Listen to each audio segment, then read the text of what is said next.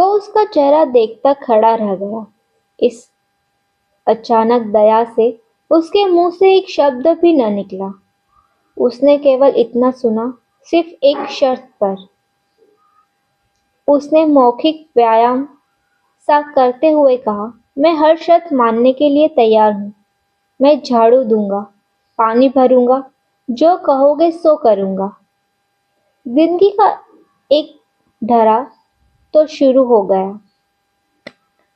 Manager ने घृणा, तिरस्कार और रौब से उसके सामने एक रुपया फेंकते हुए कहा, जाओ, खाओ, कल सुबह आना। और मुंह फिराकर वह दूसरी ओर चलता बना। एक सीन खत्म हुआ। दुर्भाग्य के मारे उस व्यक्ति ने फिर उस मैनेजर का चेहरा कभी नहीं देखा। मेहरबान सिंह किस्सा कहते कहते थक गए से मालूम हुए। उन्होंने एक सिगरेट मेरे पास फेंकी, एक खुद सुलगाई और कहने लगे, किस्सा मुख्तसर में यूं है कि दूसरे दिन तड़के जब वह व्यक्ति सर्कस में दाखिल हुआ तो दो अजनबी आदमियों ने उसकी बाहें पकड़ ली और उसे एक बंद कोठे में ले गए। उसे कहा गया कि उसकी ड्यूटी सिर्फ कमरे में बैठे रहना है। उस दिन उसे खाना पीना नहीं मिला। कोठे में किसी जंगली दरिंदे की बास आ रही थी। उसके शरीर की उग्र दुर्गंध वहां वातावरण में फैली हुई थी।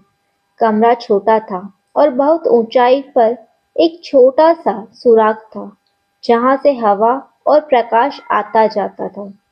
लेकिन वो अंधेरे के सूनेपन को चीरने में असमर्थ था। वो व्यक्ति एक दिन और एक रात वहां पड़ा रहा।